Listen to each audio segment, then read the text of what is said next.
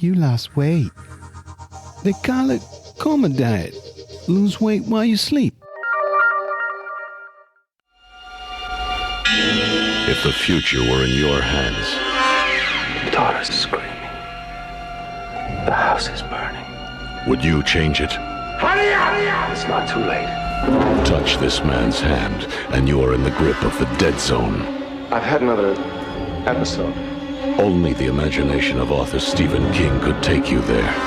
Johnny, wait! With a power that alters the future lives of those you love. You want to kill your own son? I want you out of here. I'm scared, Dad. Or of those you fear. I have had a vision that I am going to be president of the United States someday, and nobody, I mean nobody, gonna stop me. Is it a power for good or for evil?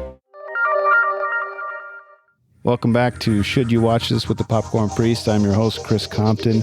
Joining me today is reoccurring guest Cole and Taylor, longtime friends and movie enthusiasts who both worked with me while I worked as a projectionist at the movie theater. Happy to have them on the pod, and we're happy to have them on this week's breakdown of The Dead Zone from 1983. The description for this film is a man awakens from a coma to discover he has psychic abilities. The description says a man awakens from a coma to discover he has a psychic ability. Based on a Stephen King novel, this will be our second and not likely the last movie that we review that is based on a Stephen King novel, so stay tuned for those.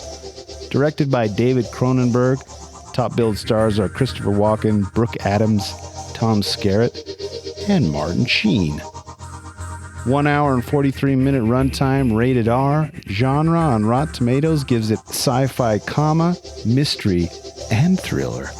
Thanks, Rotten Tomatoes. Rating from IMDb is 7.2 out of 10 from 62,000 reviews.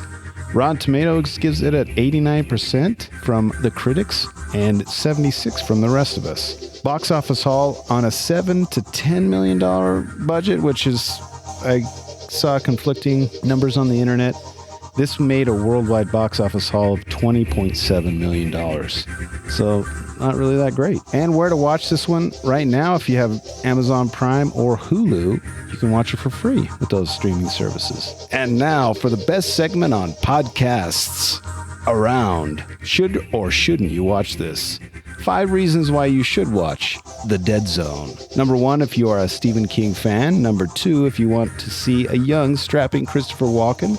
Number 3, if you want to see a great Ted Cruz stand-in played by Martin Sheen. Number 4, if you're a David Cronenberg fan.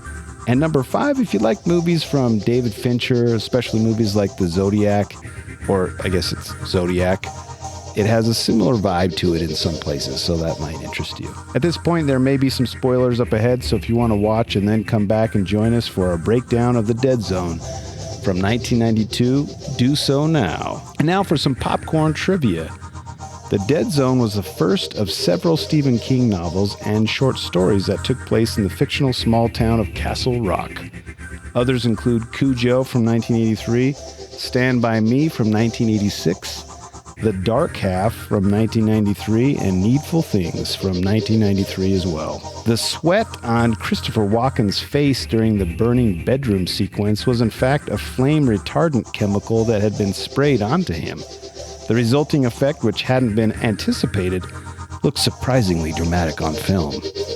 I would agree with that. Written in 1979, the novel by Stephen King was the first book of his to reach number 1 on the bestseller list, a hardcover, a milestone for King, who said it was one of my most successful ever. Stephen King wanted Bill Murray to play the part of Johnny. Some interesting casting what-ifs. This I really liked, which is, I should put this in popcorn beefs, but this movie doesn't explain the meaning of the phrase dead zone like the book does.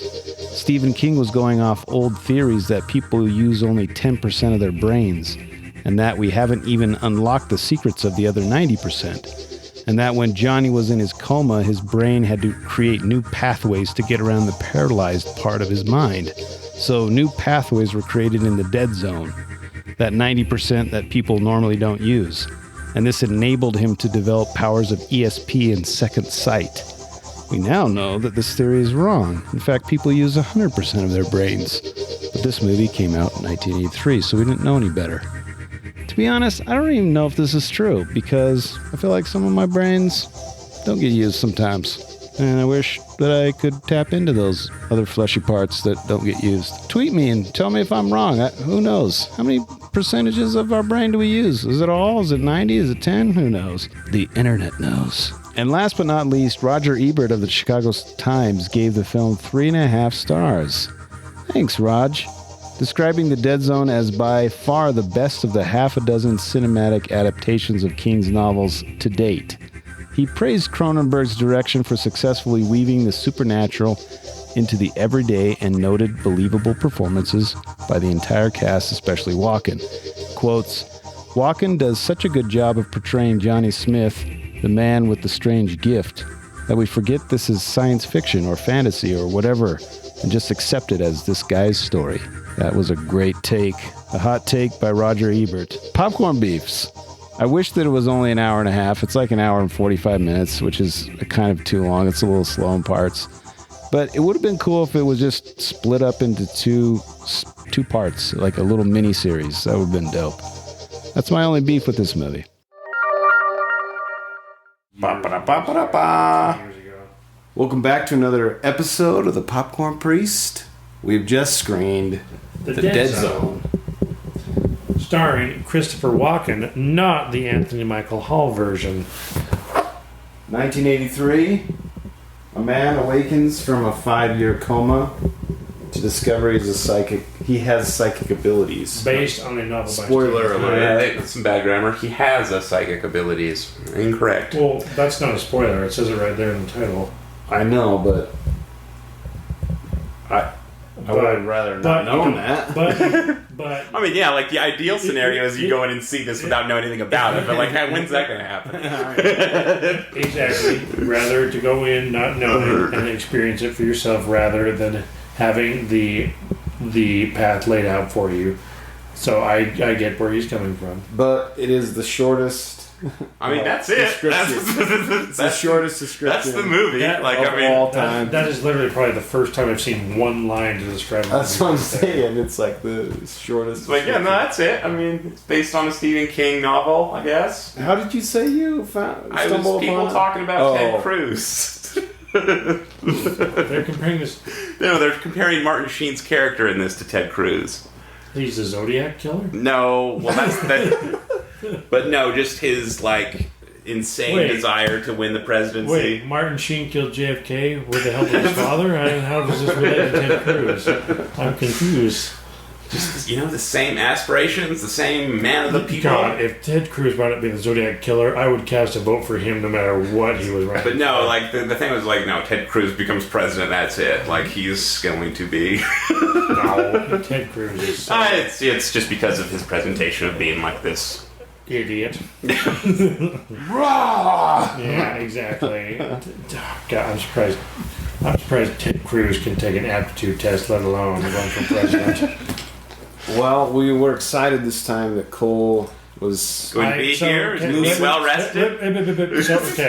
So to clarify, I was all set to be on time and awake and alert for this movie, which I have not been for the past few movies, which I will wholeheartedly admit. But due to my brother having an illness, I feel bad, and due to a romantic entanglement, very, very sour, so to speak, I was not able to attend this movie on time.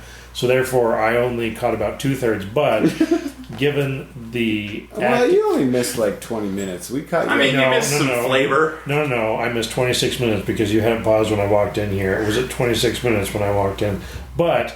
Even missing the first setup of the show, I actually enjoyed. Christopher Walken gives a good performance, even though the plot is kind of a little.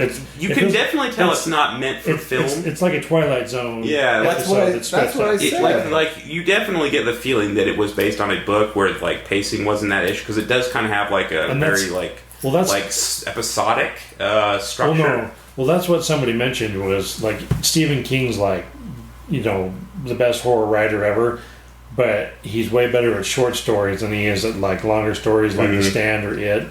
And so the Dead Zone was a short story, and so it works better as a movie because they didn't try and stretch it out or try and pad, the plot, as it were. And so it actually, this story worked pretty good as a movie itself.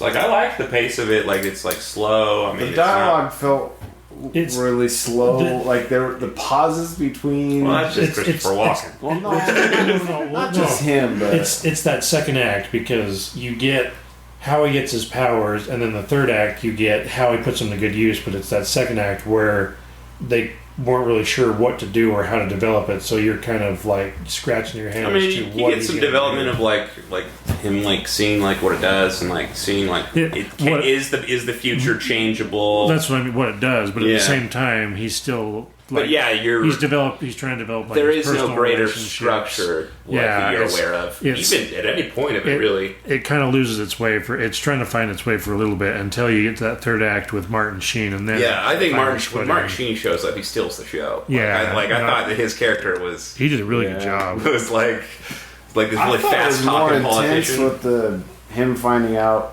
Spoiler alert: the deputy. Oh yeah, like the murder investigation early on that he helps with. And, I forgot that was the horror aspect of it. I thought was I don't know.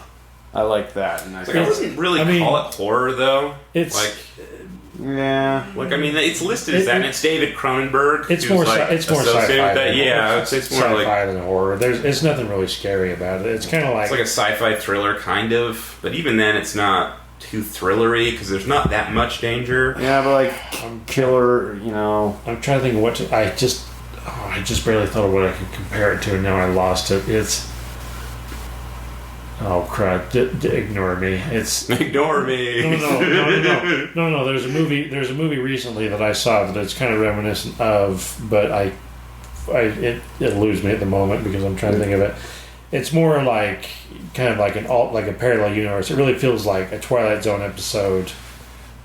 It does feel like a Twilight Zone. That when we're the premise of it is very Twilight Zone. Yeah, like imagine, if you will, a universe. It's like, what would you do if you like had this ability? He did that when he postulates about Hitler. Yeah, when he's talking to his doctor about what would you do if given this imagine, if choice? You will, if you could change the future, would you knowing would you what's take going to the happen. chance to alter what could be a disastrous situation, kind of thing. The doctor's like setting up that I would never do that. I absolutely would go kill him. Or as Futurama would call it, the scary door.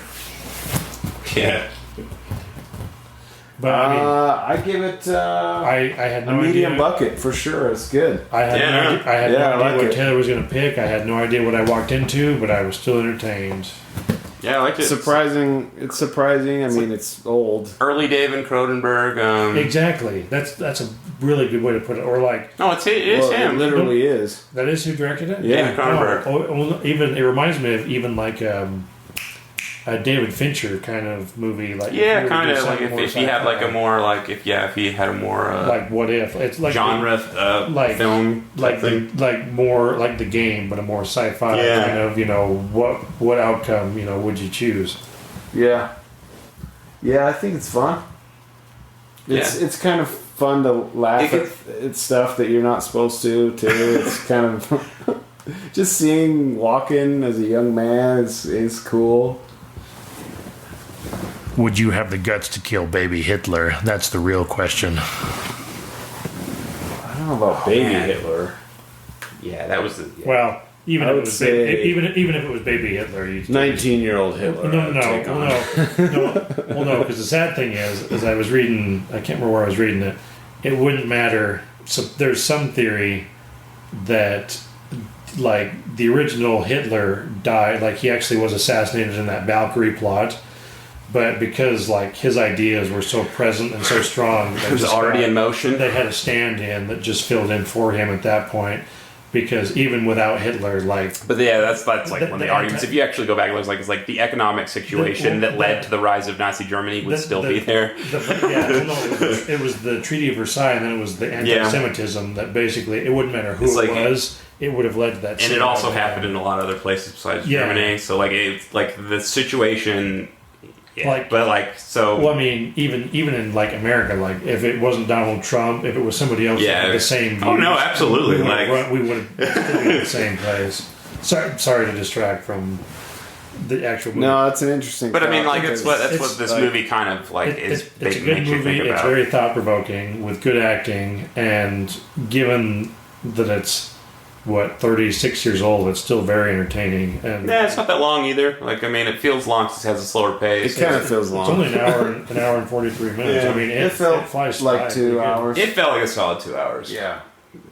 Because, like, again, like the plot, I mean, that's all Stephen King's things. Like second plot. act. His plots are never that tightly I mean, he discovers his powers, but then it's that length where he actually starts putting it into use. It kind of bogs the movie down. Yeah. But I liked it. 1,000 stars.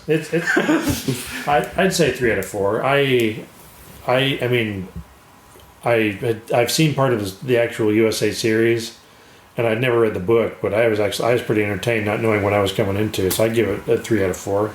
Yeah, it definitely lends itself to a serialized show. Like it has that structure in it already. They could have gone a million directions. Because like you look at like the instances of like where he uses his power and that thing, they're not related to each other. I mean, two of them are kind of, but tangentially. But it's more just where he kind of stumbles across someone and then like that's where the little short like episodic story develops from. Yeah, exactly. Well, if you want a interesting early David Cronenberg film, I'd say check it out. Yeah, free with your Stars subscription. Yeah, check it out on Prime with my Stars link. Yeah, with Stars. With Cole's Stars subscription. Cole's Stars subscription. Chris's Hulu, Cole's Stars. Yeah, I get more from Cole's logins than I give out. But it's all. It's all in the name of entertainment. My wife was like, "Are you watching this?" And I'm like, "No, it's probably Cole." What was it? It looked like a really scary show or something. No, Castle Rock. Maybe. No, there's Castle Rock, and then there was Atlanta, and then there was one other one that I noticed that when I was looking through my queue, I was like, Chris's wife was probably wondering what the heck I'm watching. She's like, this looks really scary. No, like, because Castle Rock is basically all of Stephen King's stories like set in one town. Oh, really? So like the beginning of the first episode, it talks about Shawshank Prison, but as they're driving there, you see a flyer for a dog that's on the loose by the name of Cujo that's like the people are looking for. But it's a really good show. I love that. It's the Hulu one, right? The main guy that's in it is the guy that plays Pennywise in the new It. Oh, really? The clown, yeah. Skarsgård? Yeah, he's a really good actor. Stellan Skarsgård? Yeah, no, Bill Skarsgård. Yeah, all right. Stellan's like, what's his face's son, isn't he? Yeah, it's Alexander and Bill are Stellan Skarsgård's kids. Yeah. All right. Yeah. I didn't know that Bill was. Yeah, I know Bill is. I mean, any parting thoughts? Yeah, check it out. I mean, it's like a low-key sci-fi, like fantasy, like. I mean, sci-fi fans, Stephen King fans, even. Yeah, Stephen King fans for sure. I mean, Christopher Walken fans, even. I mean, I think that's true. Enjoy it. Well, there you have it. Until next time, we'll see you in the movies. Hit me up on the Twitters if you want to interact with the Great Popcorn Priest at Popcorn Priest. I respond to every tweet. Also, if you enjoyed this or any of our other episodes, please subscribe so you can get notifications on our newest episodes. Much appreciated. Next week is our 50th episode. And to celebrate, we're going to release a future episode early that features our new sound gear in full force. That movie is Heat from 1995. The action is the juice. As always, thanks for listening. This has been Should You Watch This with the Popcorn Priest. And for Cole and Taylor, thank you for joining us. We'll see you next week.